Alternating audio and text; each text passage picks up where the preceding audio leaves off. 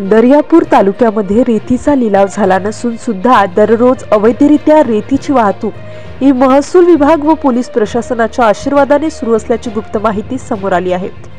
अशीच एक घटना 25 सप्टेंबर 2024 रोजी सायंकाळी 8:30 वाजताच्या सुमारास दर्यापूर तालुक्यातील चांदूर जहानपूर हद्दीमध्ये घडली आहे।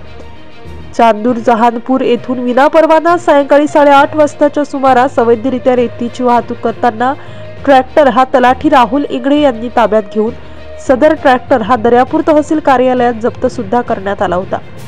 या ट्रॅक्टरमध्ये अवैधरित्या रेतीची वाहतूक होत असल्याची माहिती सुद्धा तलाठी राहुल इंगळे यांनी माध्यमांशी बोलताना दिली होती। मात्र दुसऱ्या दिवशी तहसीलदार रवींद्र कानडजे यांनी सदर ट्रॅक्टरवर कुठलेही दंड व कार्यवाही न करता ट्रॅक्टर सोडून दिला।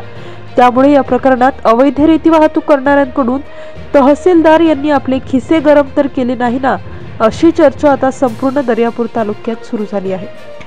कारण सदर ट्रॅक्टर हा विनापरवाना असल्याने तलाठी राहुल इंगळे यांनी चांदूर जहानपूर येथून ताब्यात घेऊन तहसील कार्यालयात जमा केला। मात्र या ट्रॅक्टरवर कारवाई न करता सदर ट्रॅक्टरमध्ये वाळू हे घरकुल लाभार्थ्याला सायंकाळी 8:30 वाजताच्या सुमारास जात असल्याची माहिती तहसीलदार यांनी माध्यमांशी बोलताना दिली। सदर प्रकरणात तलाठी व तहसीलदार यांच्या माहितीनुसार मोठ्या प्रमाणात हेराफेरी झाल्याचे दिसून येत आहे। आता या प्रकरणात वरिष्ठ अधिकारी दखल घेतील का हे सुद्धा पाहणे महत्त्वाचे ठरणार आहे। या प्रकरणाचा जनविकास न्यूज पुढील भागात पर्दाफाश करणार आहे, हे मात्र नक्की।